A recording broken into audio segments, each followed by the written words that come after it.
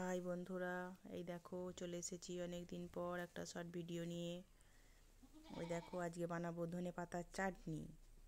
এই দেখো তার জন্যে ধনেপাতাগুলো গাছ থেকে তুলে নিয়ে এসে ভালো করে বেছে ধুয়ে নিয়ে কেটে এই দেখো জল ঝরিয়ে রেখে দিয়েছিলাম। জল ঝরিয়ে রাখার পরও কিছুক্ষণ রোদের মধ্যে একটু চাড়িয়ে দিয়েছিলাম যাতে জলটা একদম শুকনো হয়ে যায়। তারপরে এই দেখো গ্যাসের মধ্যে একটা কড়াই বসিয়ে সেগুলোকে দিয়ে দিয়েছি ভাজা হতে। এই দেখো ভালো করে ভাজা করে নেবো বেশ কিছুক্ষণ ধরে নাড়িয়ে চাড়িয়ে নিয়ে। এই দেখো একদম যতক্ষণ না জলটা হালকা বেরোবে, সেটা যতক্ষণ না ভালোভাবে শুকিয়ে যাচ্ছে ততক্ষণ একটু ভালো করে বেশ নাড়িয়ে চাড়িয়ে ভালো করে ভেজে নিতে হবে। গ্যাসের ফ্লেমটা জোর দিলে হবে না, একদম মিডিয়াম রাখতে হবে।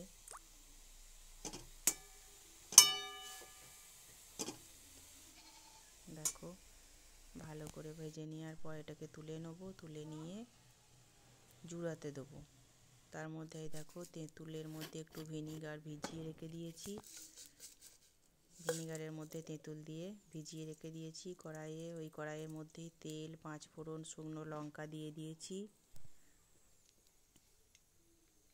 এই দেখো তার মধ্যে তারপর কিছুটা রসুন ছেঁচে নেবো, দিয়ে রসুনটা দিয়ে দেবো।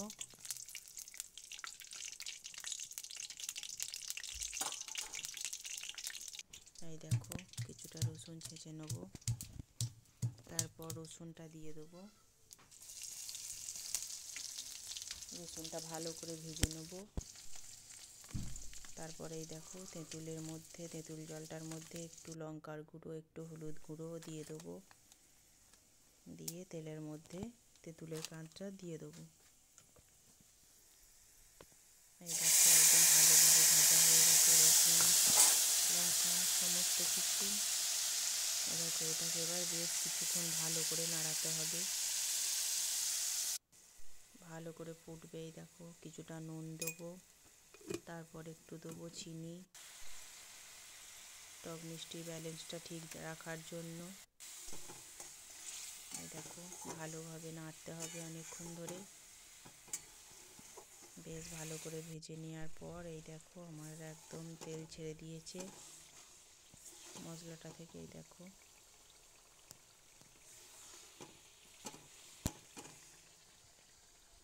তারপর গ্যাসের ফ্লেমটাই দেখো একদম বন্ধ করে দেবো। ওইদিকে ধনেপাতাটা আমি বেটে নিয়েছি। এই দেখো মিক্সিতে ভালো করে বেটে নিয়েছি, ভালোভাবে মিশিয়ে নেব। মিশিয়ে নেওয়ার পর আমি থালাতে ঢেলে নেব। থালাতে ঢেলে একদম 2-3 দিন ভালোভাবে আরও রোদে দেবো। ভালো করে 2-3 দিন রোদে দেওয়ার পর তারপর আমি কৌটোর মধ্যে ভরবো। দেখো ভালোভাবে মিশিয়ে নিচ্ছি। আর এখন তো ধনেপাতা অ্যাভেলেবেল, যার খুশি সেই সবাই করতে পারবে। সবাই একবার বাড়িতে বানিয়ে দেখো। এই দেখো থালায় ঢেলে রেখেছি, এরপর আমি 2-3 দিন রোদে দেবো, তারপর কৌটোয় ভরবো।